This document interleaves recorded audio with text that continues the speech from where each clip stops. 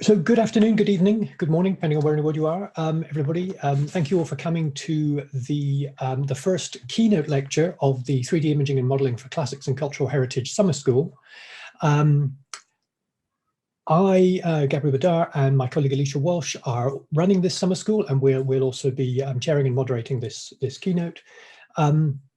We're extremely pleased to have this speaker with us today. I'll introduce her in a moment. Just a couple of housekeeping notes first. This lecture is being recorded, so be aware of that. If you ask questions and so forth later, it will be posted to YouTube eventually. Please do keep yourself muted and perhaps turn off your cameras for the time being. And then feel free to turn it back on and unmute yourself if you ask a question later. The presentation will run for 40 to 45 minutes, and there'll then be 15 or 20 minutes for discussion and questions at the end. So we're extremely pleased and grateful to welcome our colleague Valeria Vitale, who is a researcher at the Turing Institute, working on a project called Machines Reading Maps, which involves a variety of geographic technologies, including artificial intelligence, although she tells me that's not her specialization. Valeria's specializations are actually both impressively deep and surprisingly broad. Among them, among her recent research has been in projects including 3D imaging and modeling, linked open data, and geographic technologies of various different kinds. What these have in common is an interest in the representation of ancient space and spatiality, and the documentation of the digital research that arises from this. And this is related to what she's going to talk to us about today. The title of Valeria's presentation is Missing, Incomplete, Biased, Priceless: The Key Role of Documentation in the Representation of Historical Buildings from Drawings to 3D Models. Thank you very much, Valeria. Thank you very much, Gabby and Alicia, for inviting me. I'm really excited to be back at the ICS briefly and to be part of this 3D summer school. I think that I will now share my screen.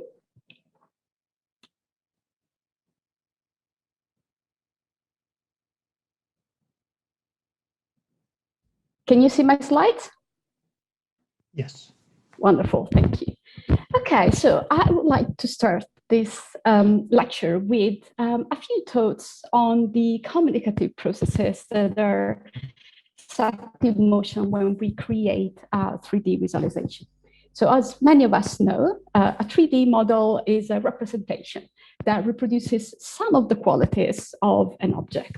And this object can be material or immaterial. It can be something that was actually built at a certain point in time, but it can also be an abstract concept or something that has just been imaged or planned. And these models are usually created for the purpose of study or experimentations. And what are the characteristics that end up in our model? Of course, it's always a matter of choice and even of interpretation. And this might seem like an obvious statement for people that already have an interest in 3D modeling, but I think that we can unpack a little bit this concept, or better investigate a little bit more this relationship between an object and its representation. And just to get ourselves a little bit warmed up, I want to introduce a couple of points that might help us framing this argument, or actually even just giving us an idea of the complexity of this relationship that we are discussing. And the first one is very simple and straightforward, and maybe for this reason, sometimes it gets a little bit overlooked. When we create a 3D model, in many cases, one of those qualities that we really, really want to be in our model is exactly this three-dimensionality. However, our 3D models are created and experienced through two-dimensional screens. So basically what are we looking at is a complex combination of two-dimensional views that simulate a third dimension. And it's a very reliable illusion because, we have built it computationally with the software. We can even measure it. But this virtual space that we can measure, it's, I think, beyond virtual. It's almost a phantasmatic entity.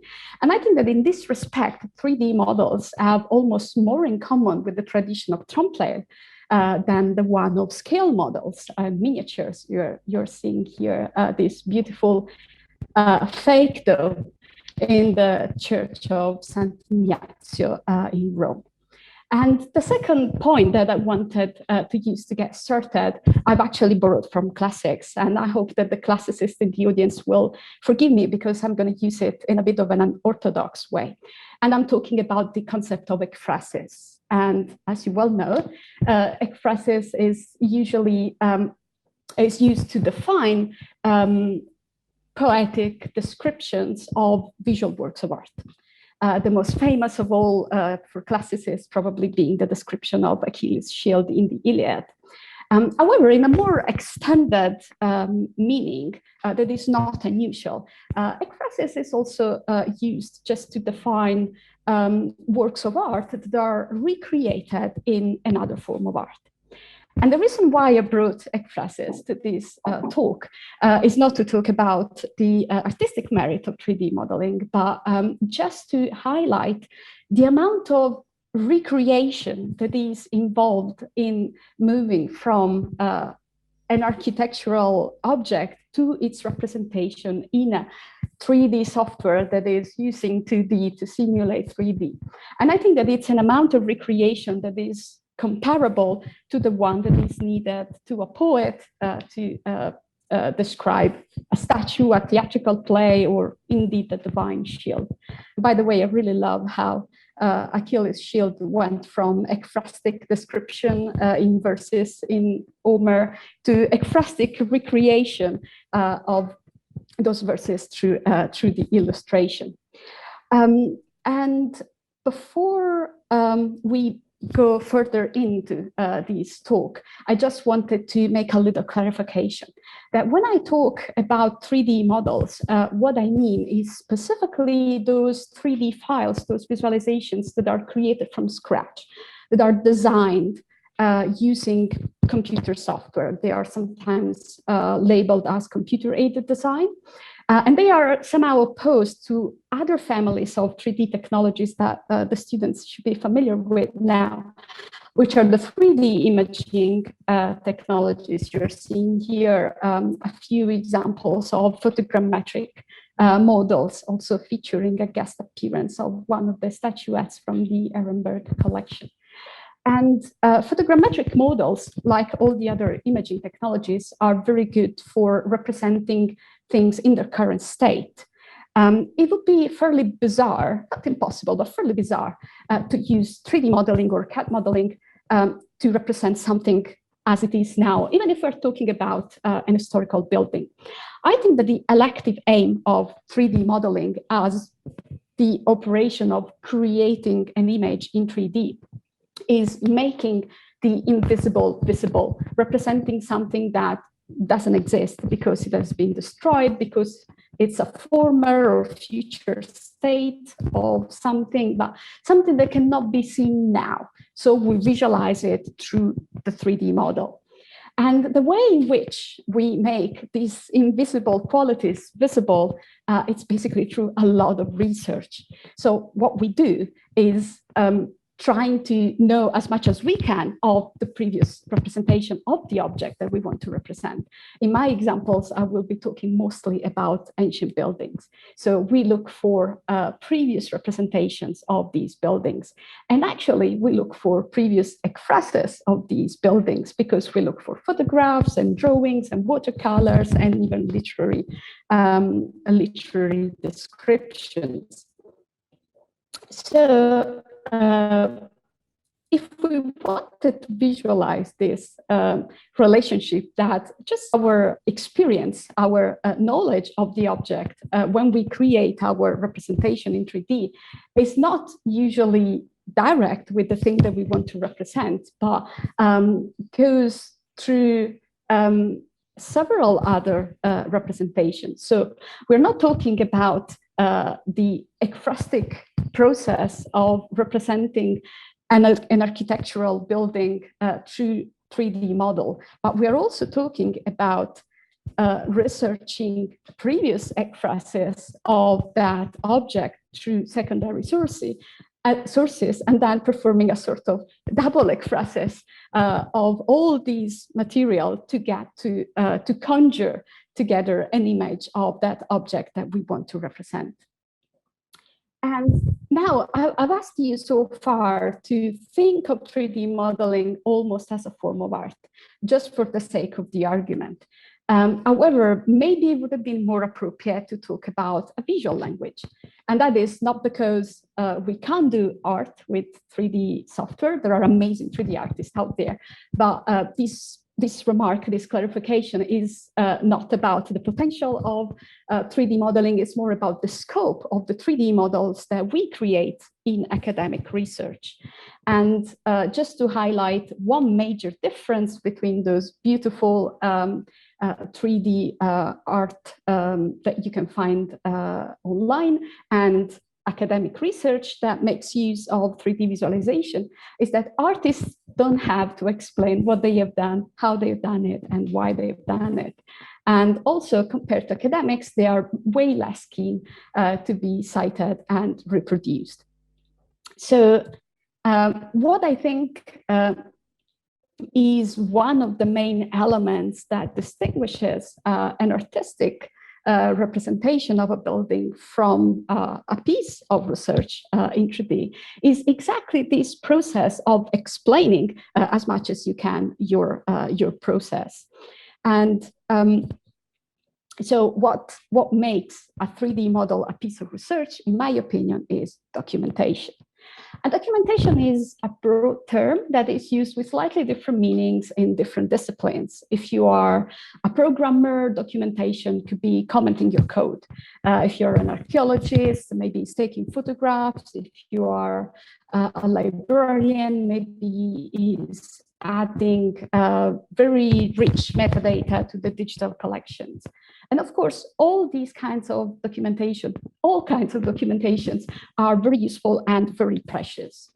In this talk, I will refer in particular to the practice of really explaining and expliciting the research rationale that have informed your 3D model.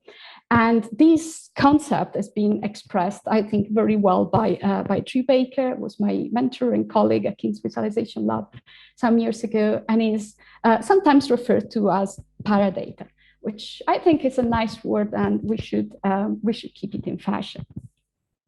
So when I started working and thinking about 3D visualization and documentation, the things that struck me the most were that without documentation, basically 3D models were opaque, where they were not citable, they were not reproducible, they just didn't meet the standards of academic publications.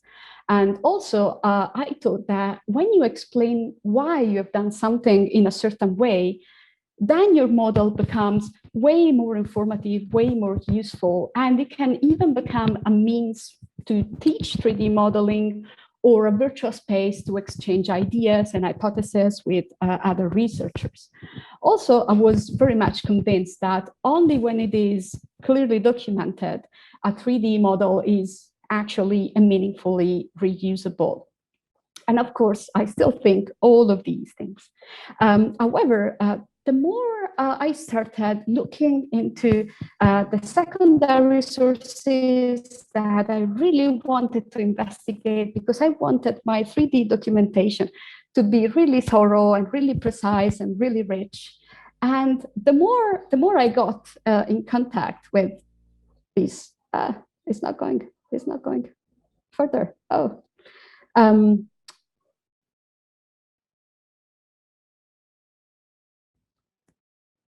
Sorry, my screen froze. Can you still hear me? Yes, we can, yeah. Okay. Okay, my screen froze. I cannot show you the slides, unfortunately. I don't know how to troubleshoot these. Do you have any ideas? I'm trying to. Yeah, I'll stop sharing if I can. Okay, I can't even stop sharing. Yeah, okay, many apologies for this. No worries. I've lost my cursor. Oh, okay, maybe now it's working. Yes. Yes, we're seeing your next slide. Okay. Yes. Apologies for the interruption. Started investigating these secondary sources. The more I started appreciating them in their own right. And if you have ever dealt with secondary sources from those years, let's say 18th, 19th century, he probably experienced the fact that they can be a little awkward, sometimes even to the point of being endearing. But again, the closer I got to the secondary sources, the more I realized that in several cases, all those gaps and mistakes, and sometimes even creative licenses, they were not just due to human error or incompetence. They could actually tell us quite a lot of things about the way in which the document had been created and the ways in which the object represented these sources was perceived and then disseminated to a wider public. So basically, in the same way in which I started very much inviting all 3D modelers to shift the attention from the beautiful final pretty picture to the messy process of creating the model, which is, in my opinion, the interesting part where research really happens. I realized that there was actually quite a lot that could be learned when applying the same principle to the secondary sources. So basically, to look at them as representations and as things that needed documentation themselves, instead of just considering them things to mine to obtain some more or less reliable piece of information about height or depth or color. So what I'm going to do now is basically showing you a few examples of secondary sources that I've met in my work. And my work revolved around Pompeian buildings. So my examples will be around Pompeian buildings. And when I first met these secondary sources, they gave me a little bit of a headache. And then I realized that actually through the study of these sources, I was learning more about the building, the object that I wanted to represent, as well as the process of representation itself. And I will start with something that anyone who has ever worked with early Pompeian sources has probably experienced. And it's the fact that these early reproductions, in particular the reproductions of the frescoes, look quite noticeably distorted. And one of the things that struck me was that there were almost two different trends, two opposite trends in this sort of distortion that could be identified almost at the same times and with intersecting reasons. And one of these trends I've called the prettification of Pompeian frescoes. And I'm going to show you this example whenever my computer decides that it's okay for me to show you this example, which is definitely not now. Okay, I'm going to describe you the thing that you're going to see hopefully in a few seconds. So I will show you an example by Fontanet, and I apologize from now on for the mispronunciation of a number of personal names. And you will see briefly that in these reproductions, the human figures, they appear very statuary, and the color and the shading, they have more of a neoclassical vibe than, an actually classical one. Okay, maybe now it's alive. It's still not alive. Okay. And if you have if you're actually familiar with Pompeian frescoes, and I will show you that in a moment as well, you may be aware that, sorry, it's really difficult to talk to you without showing the pictures. Okay. Oop. Okay, Gabby, sorry, can you interrupt my screen sharing, and I will try to share maybe the whole desktop. I don't. Oh, stop share. Maybe I can do this. You should be able to do it. Yeah. Yeah, I wasn't seeing my cursor anymore. Okay, let's try sharing the whole screen and see if that works better. You guys still see my screen? Yes. And now you see the images that look a little bit neoclassical? Yes, yes. Wonderful. Okay. So if you actually go to Pompeii, you may see something that looks a little bit more like this. And I'm not here to disparage the Venus in the shell, because I think that she's one of the best things in Pompeii. But my point is that the representation of the anatomy of the human body and image composition of the actual frescoes in Pompeii may look quite different from what you've seen before. And why artists should do that, I'm not sure. I mean, I have some hypotheses. I think that on the one hand, they were really eager to go to Pompeii. They had very high expectations. They were really expecting to see something amazing and the pinnacle of art. And their expectations got pretty shattered when they actually went to Pompeii and realized that Pompeii and Herculaneum were actually provincial cities that where the quality of interior decoration was on average fairly mediocre, and maybe they just couldn't cope with that disappointment, or more cynically, maybe they didn't want to let down the public they were publishing for, because at the time, in those early years, not only was very expensive and complicated to go to Pompeii in person, but there was also a huge control around all kinds of information around these antiquities.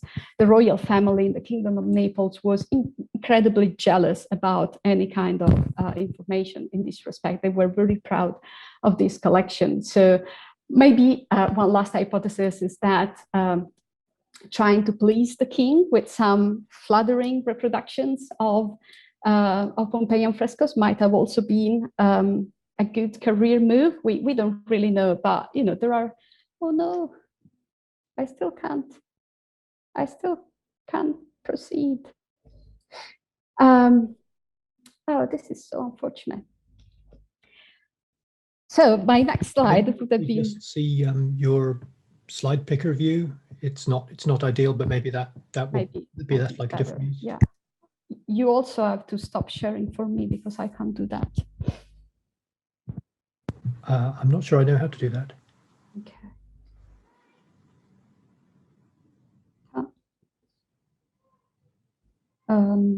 Okay, maybe I can. No, sorry, it's really not responding to any of my actions on the keyboard. So I cannot click on stop sharing.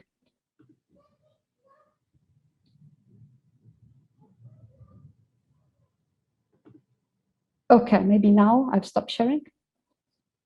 Cool. So let me try again. So apologies for this. I have absolutely no idea what's going on. That's okay. We've had this same problem with Zoom recently. Okay. So you can see my deck. Yes. Okay. It's not ideal. Apologies, but can you read? Yes, yes. I mean, yeah, if you can see the slide, that's fair enough.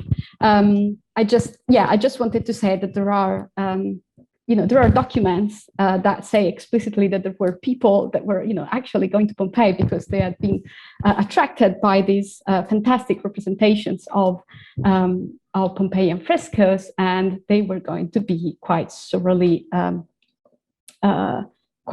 disappointed. Curiously, though, basically the same situation also originated the opposite trend in the misrepresentation of Pompeian frescoes, because the king was so jealous and wanted to control so closely any kind of information that was circulating around the antiquities in Pompeii and Herculaneum, not only was very difficult to be admitted to the excavation sites as well as the museum in Portici, but even when you were one of the few people that actually got lucky and got admitted, there was a very strict prohibition about making any copies, even in words. Now, you can imagine that there is all Europe that is going crazy about these archaeological discoveries, and you are seeing them for the first time, and but you absolutely cannot reproduce them. Of course, that was never going to last. And you can see here an example of possibly the first person that managed to smuggle these drawings outside of the Kingdom of Naples, which is Bellicar. I might be wrong, but I think that he might have been the very first person that managed to do so. However, because it was illegal to produce these copies, these drawings were most often later re-elaboration of very quick sketches that were done from memory after having left the museum. So you can see that, you can imagine that in many cases, these are oversimplified representation of those frescoes. And sometimes they lose or acquire some elements along the way. But I've always had great admiration for the artists that smuggled these drawings because they apparently, I mean, according to the historical records, they had absolutely no shame.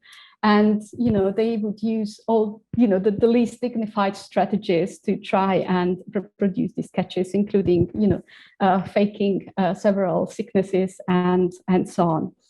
But this situation actually also generated a peculiar bias in representation because these images that were illegally reproduced and were then copied and disseminated outside of the Kingdom of Naples. The things that were represented more often were not those that were more striking or more interesting or artistically more relevant. Apparently, they were just the images that were closer to the exit or farther away from the security guards. Now I want to move quickly. I'll try to make up for the time that we have lost. I'm going to take you to my absolute favorite place in Pompeii, which is the Lyceum. So we know that the King of Naples at a certain point decided that the best way to keep control of the information about the antiquities was basically to sponsor himself an official documentation of the things found in Pompeii and Herculaneum. And to do so, he hired a number of very skilled artists, some of them from the academia in Naples. And when I was researching the various areas of the Lyceum, I find the documentation of these artists. Some of them were Casanova, Morgan, and some others that I can't remember right now, Cantarelli, and so on. And I was quite happy to find this documentation because it looked quite good. The style was neat and clean, and the shading was convincing. And actually, when I compared, apologies for the low quality of these images, I didn't have access to the library, unfortunately. When I compared the original surviving fresco with the documentation, it is a little bit prettified, it is a little bit regularized, but not in a crazy way. I thought that they were acceptably good. And because they did it so systematically, I mean, the coverage, the documentation, the official documentation was pretty good as coverage. I thought, okay, maybe I can use these kind of, nice looking documents as a texture for one version of my model. I thought that they would look really nice on the model. However, when I started actually trying to apply these images as textures on the model, I discovered a couple of things. And one was the fact that the measurements that were given about the documented wall and the measurement of the actual space in Pompeii didn't match. The frescoes were always a little bit smaller. And it was investigating this discrepancy that I discovered that in many cases, these documentations were not done on site, but these drawings were made after the frescoes had been detached from the wall. And from the study of D'Alfonso, I also discovered that the technique at the time of detaching the plaster from the wall implied leaving a frame on the wall itself, and that would account for my missing centimeters. So what I did was basically readjusting the texture on the surface of the wall, and it was not occupying the entire wall anymore, but a subsection of it that was, let's say, more true to the real dimension of it. The other thing that I discovered is a little bit more complex, and when I was working on the ecclesiasterion, which is the ceremonial area at the back of the temple in the Lyceum, I went to Naples to the museum, and I was very happy because I managed to take photographs of all the surviving pieces of fresco. And what I wanted to do was to overlay these surviving fragments on top of the official documentation to show the original placement. I thought that would look pretty cool. However, when I tried doing that in practice, I discovered what better scholars had already discovered before me. And so as Elia in the 30s and San Paolo in the 90s had already noticed, this official documentation of the ecclesiasterion didn't match the archaeological evidence nor the archaeological records. And I don't want to go now into details about the fact that some of the landscapes that you see in this tree panel structure that is common to all the walls of the ecclesiasterion got swapped. Because I think that that is human error. That can happen. It's not an interesting kind of error. We have all been there. But I want to talk to you specifically of what was going on the west wall, which is the one that you're seeing now in the slide. So on the left part of the west wall, there is this surviving fresco that matches the documentation. There are no issues there. That's perfect. That's okay.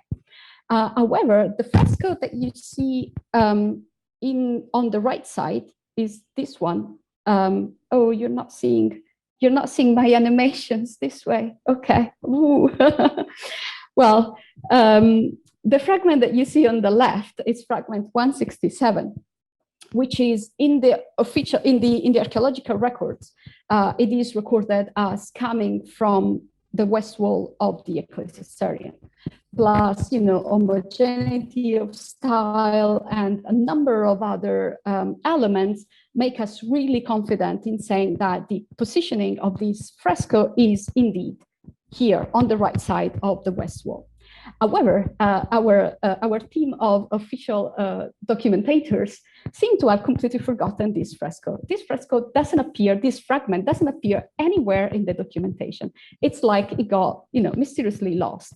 So what happened to this fresco, we don't know. But what really, really amuses me in a way is not only what happened to fragment 167, but what happened to what is on the documentation instead of fragment 167, which is what you see here on the right, which is a completely fabricated landscape that doesn't exist anywhere in the ecclesiasterion.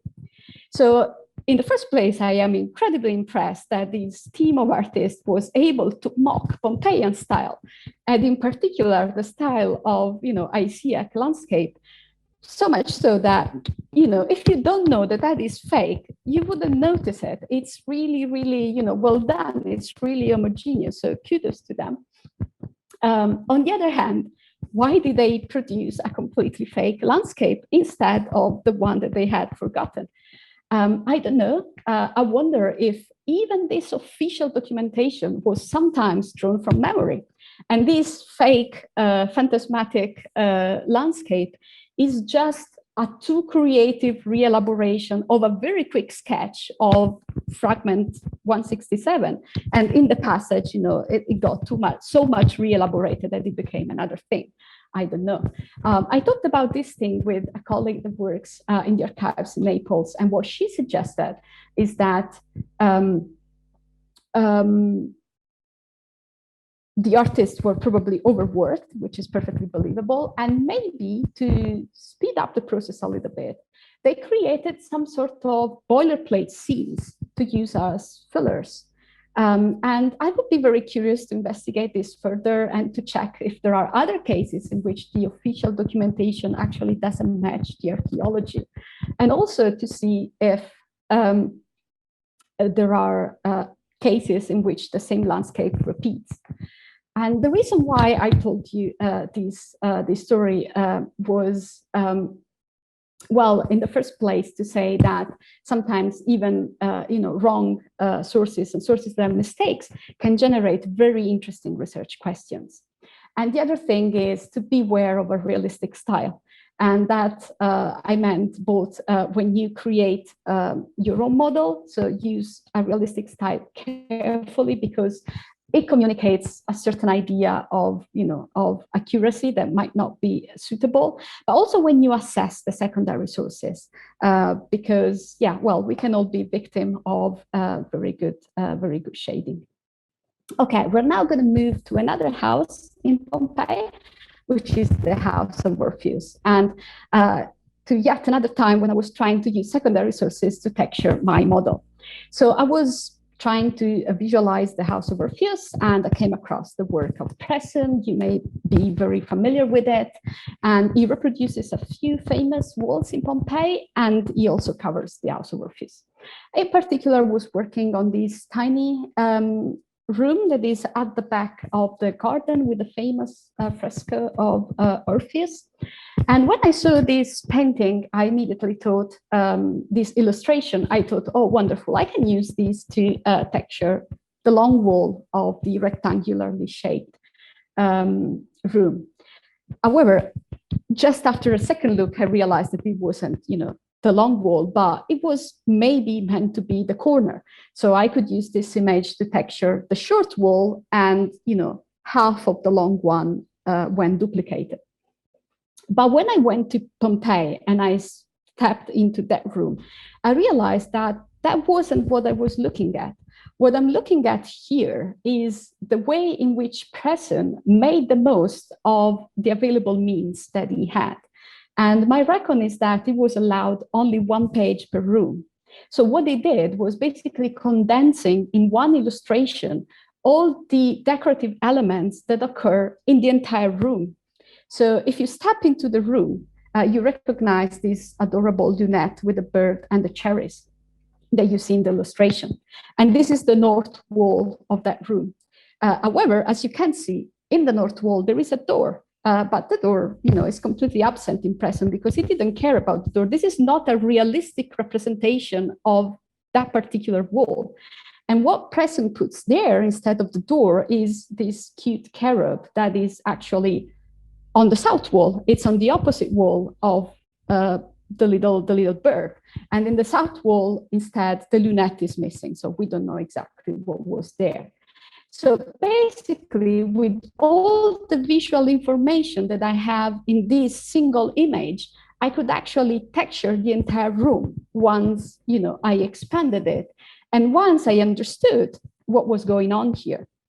And my point here is, please write your paradata, because you may think that your code is very apparent, but it may not be as apparent as you think to other people, and it may not be that clear and apparent in 100 or 150 years, when I'm sure army of researchers will want to look at what you are producing today. And now I am hurrying towards my last example. Major spoilers here. And again, this is the last time that I will tell you about my pain of trying to use secondary sources to texture 3D models.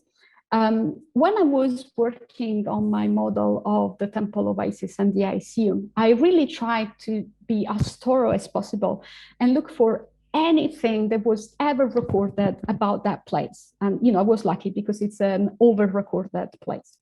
And one time I stumbled upon these hatching by Piranesi Francesco, the son, which says it's a niche. It depicts an Isiac scene, and it says that it's in the Temple of Isis. So, of course, I went in a bit of a crisis, and I was like, where is this thing? I've never seen it before. So I double and I triple checked it, and I looked, all the places where a niche could have been. And then I was quite confident that this thing was not in the Temple of Isis.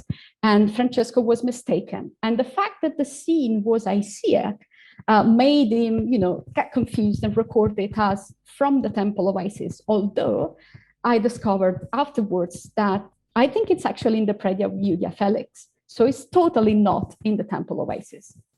So again, we're not here to criticize Francesco, but to show you, and again, apologies, major spoiler, that we see that illustration again 20 years after in the illustration that you see on the left. When Donaldson and his associate illustrators, Coburn and Cook, when they were working on a guide to Pompeii, probably thought that it was more convenient, instead of going to Pompeii themselves and copying the antiquities, which was expensive and inconvenient, it was maybe much easier to just plagiarize what had been produced before.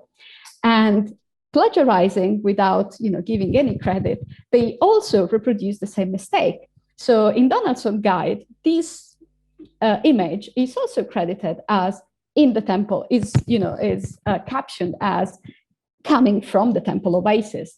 And if you had any doubt that this is plagiarism and not them actually committing somehow the same mistake, I think that the shading is really a giveaway. The two images have the same identical shading. So I mean, Cook's one is totally a copy of Francesco Piranesi's. About 100 years after the first publication by Francesco Piranesi, we see this image popping up again, and this time in Guzman. But Guzman apparently had more intellectual transparency than his colleagues, Donaldson, Coburn, and Cook. And he does record that this thing is after Cook. Maybe also because he didn't trust the thing very much, because there were no other records that said that thing was actually in the Temple of Isis. But maybe he was trying to be thorough, as I was trying to be thorough. So he recorded it. And you can see that the style is much more simplified, which I think is done on purpose. And I think it was an apt choice. And again, we can see that the shading is absolutely identical. However, what struck me is that Guzman tries to locate this thing. And I think that because he couldn't find any information about where this niche could have been located, because it didn't appear in other publications, he assumed that the only way would be for it to appear in the most secret and inaccessible area of the Lyceum, which is what he calls the megaroom, and it's more commonly referred to as the Purgatorium, which is the underground secret area of the Lyceum. So I think that he thought, okay, no one has seen this; it must be in the secret underground area.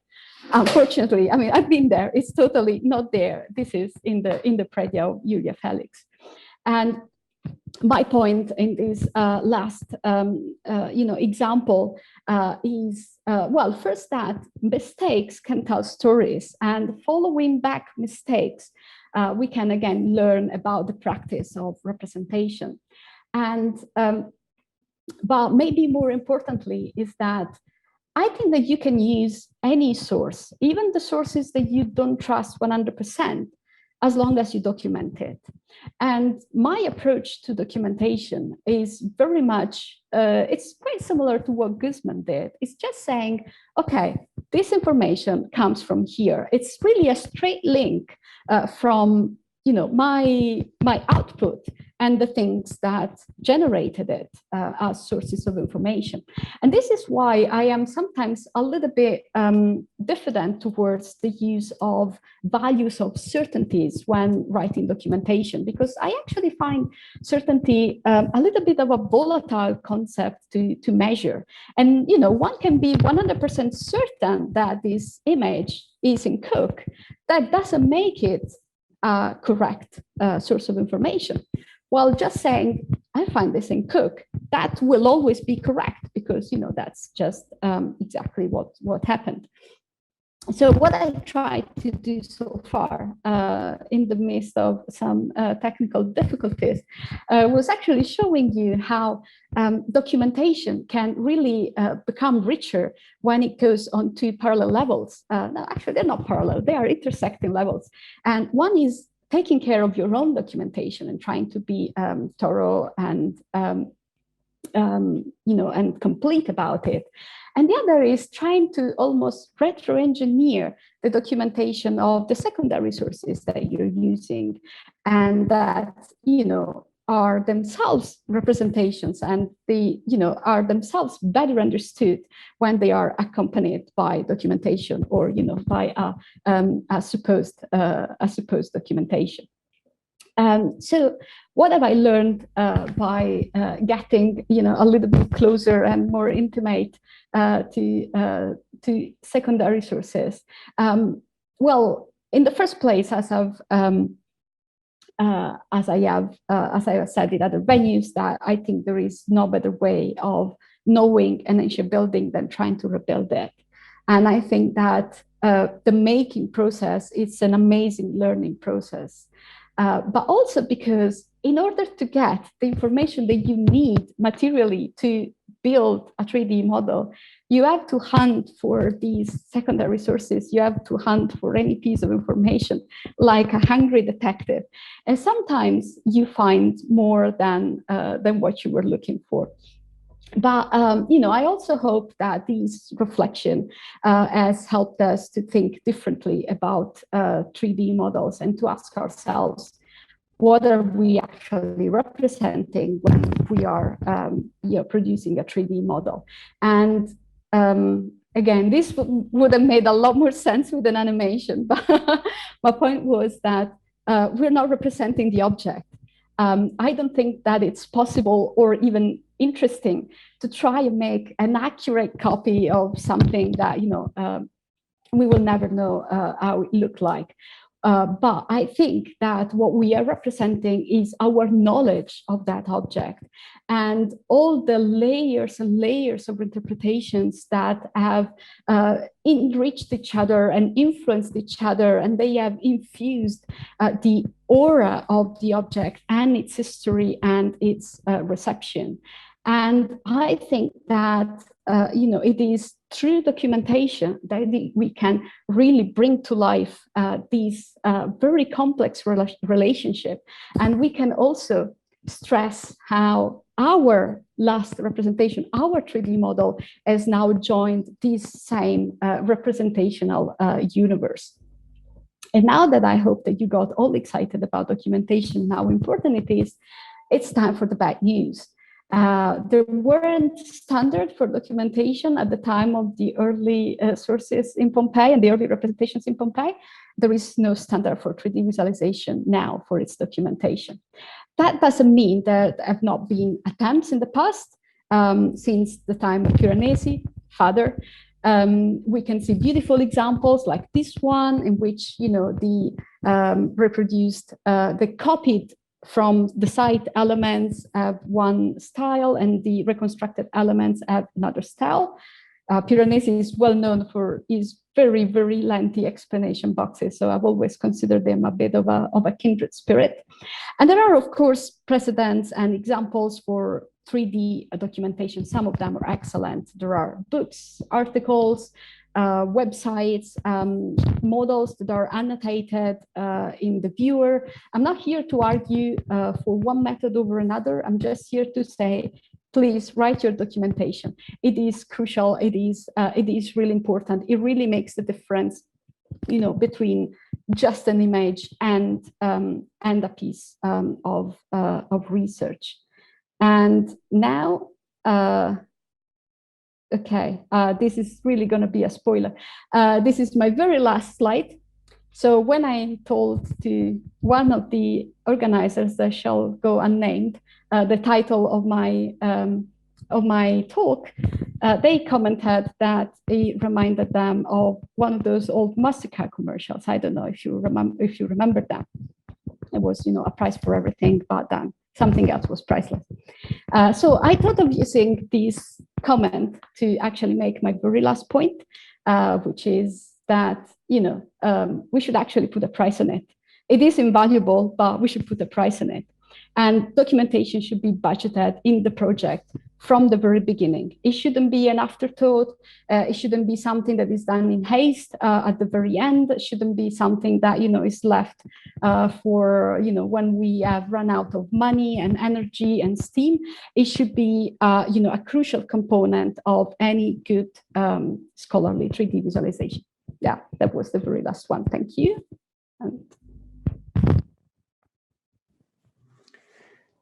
Lovely, thank you very much indeed, Valeria. This is the point at which in a normal lecture we would have a round of applause, but that's wonderful. Thank you. We do have a few minutes for discussion, and we can maybe stay for a few minutes after the hour, given that we were held up by the technical difficulty, which if that's okay with you. Yeah, absolutely. So great. So please, to the audience, please feel free to either ask comments in the chat or to raise your hand, and Alicia will ask you to unmute if we get to you. We may not get to everybody with all the will in the world, but please do feel free to ask questions in either way. If I may start abusing chair's privilege, as it were. I mean, your final point, absolutely agree with this, and I'd go further and say that's true of all digital projects. That digitization is always the thing that's documentation is always the thing that suffers, and it's almost always because it's never budgeted, and that's not only in terms of money but in terms of time into the bid and the planning and so forth. But that's absolutely essential. But no, my question's about some of your descriptions of the various different scenarios, some of which were reconstructed and some of which you were guessing, in which these earlier artists, some of the neoclassical artists, but also the archaeological illustrators and others, modified the images they were reproducing, their visualizations, their drawings, either because they were confused about something, as with the case of the Isaeum, or because they were synthesizing information into a single image, or because they were improving, or maybe even unconsciously just applying their own artistic style and tastes to something, or the opposite, making it more classical. Those sorts of things. And I wondered if, I mean, we were talking there about the neoclassical artists on that, but I wonder if all of those or many of those reasons for inventing parts of your visualization also apply to 3D modelers. I mean, you can think of examples, and I'm not asking you to necessarily name names, but unless you want to give an example of your own instinct to improve something. But can you think of examples of where people have, for these same sorts of reasons, confusion, style improvement, synthesis, where a 3D modeler might improve their representation? Yeah, no, absolutely. Actually, yeah, one of the thing I skipped because it was getting late was exactly the fact that our representations are as biased, as lacking, and as culturally influenced as the ones that we are we were discussing and we were somehow assessing, that's definitely the case. And well, one thing that really a few things that you can see in several 3D models that have nothing to do with the nature of the object itself, and let's say the attempts to be true to the historical and archaeological knowledge, but they may have more to do with, the 3D modeling language, or even the gaming language, because that's also something that plays a role, is that, well, in many 3D models, there are no people, which is something that is very, very, you say almost all 3D models have no people, which is not something that you see in the 2D drawings that often have people, sometimes for scale, sometimes weirdly out of scale. But it is a peculiarity, I think, of 3D models, because when you start adding human characters, then there is all the uncanny valley problem, and many people just don't want to deal with that. So there are some practical reasons that can play into that. And the other thing that is a very peculiar distortion that comes from the practice of 3D modeling is that everything looks new. Everything looks, like it's, brand new, which again is not something that you see in the drawings, because the drawings tend to, maybe because it was, the romantic style or whatever, they have more a tendency of looking a little bit more ruinous, while 3D models often look like, they've just been built. I'm sure there are more examples, but yeah, these were the first two that came to mind. Thank you. Yeah, thank you again, Valeria. I think we can open it up now. Rodrigo had his hand up first. You'd like to go ahead? Well, thank you, Valeria. It was great. I made a lot of comments here because I was just thinking how this documentation is changing through the time because of the focus of each moment. So, like, I was just thinking on the work of Sir Hamilton on the Etruscan and Greek and the Roman antiquities. He did a really interesting work, but it was not, but it was just with the drawings, with the vases. So it's really interesting because the intentionality was just to check the drawings and not the vase itself. Of course, he has some pictures of the vase, but yeah, the main idea was just the drawings. And I would like to know if you could consider this change in the perception, even biologically, for example, because I was just thinking in some examples, like during the Middle Ages, you have the tables, the pictures of the tables are all the times are wider than in reality in the medieval drawings.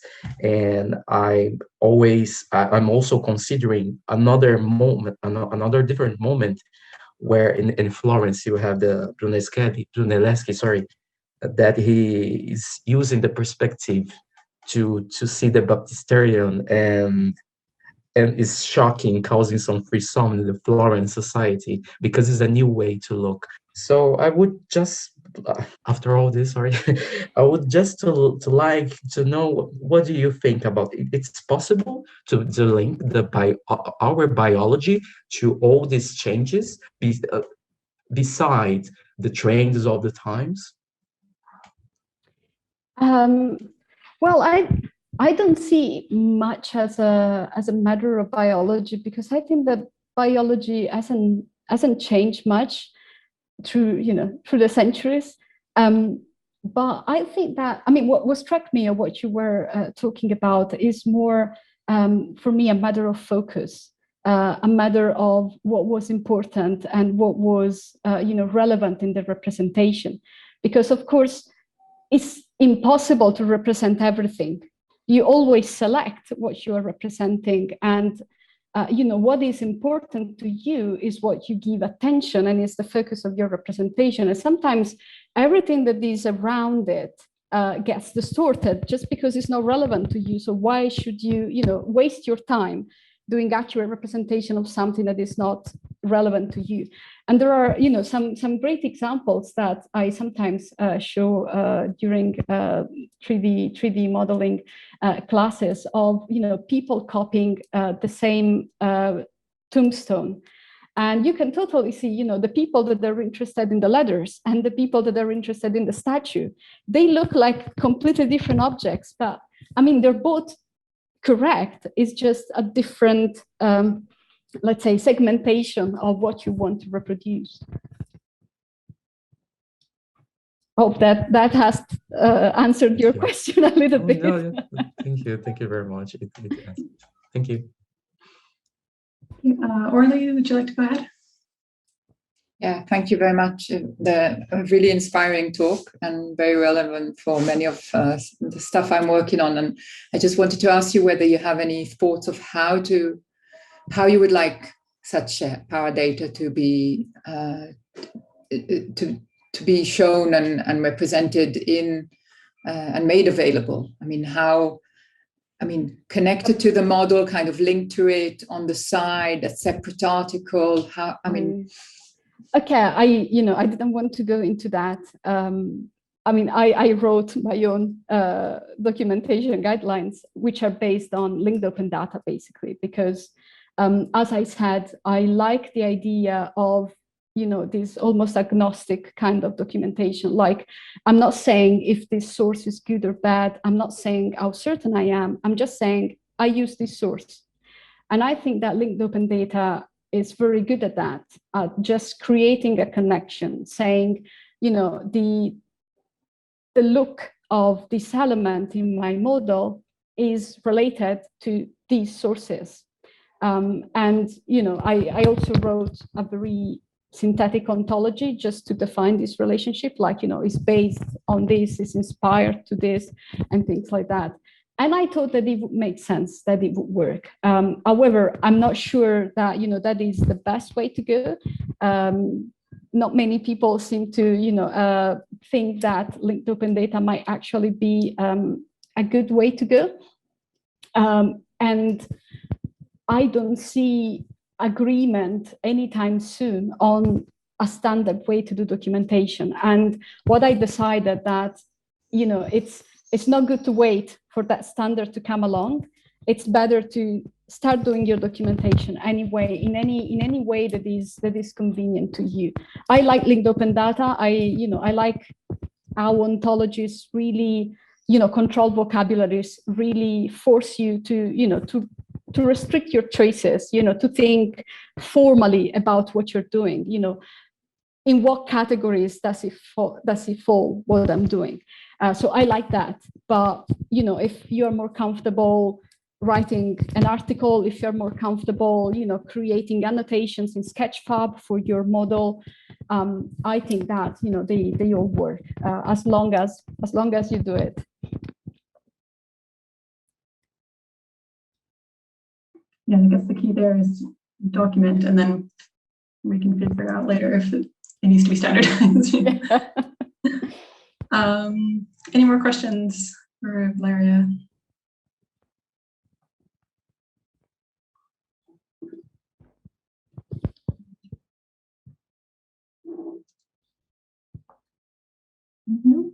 Okay, well, thank you again so much for speaking with us this evening and for the great discussion as well. And yeah, thank you for having me. Yeah. And apologies again for the frozen screen. Hope that it came across anyway. No problem at all. They're beautiful slides, so happy we got to see them. Yes, thank you very much. And I hope people will join us tomorrow night for the second of our keynotes, which colleague Chiara Piccoli will talk about. Get her title up: Visualizing and Experiencing Past Cities in 3D, Methods, Opportunities and Challenges. Very complementary with this one, I think.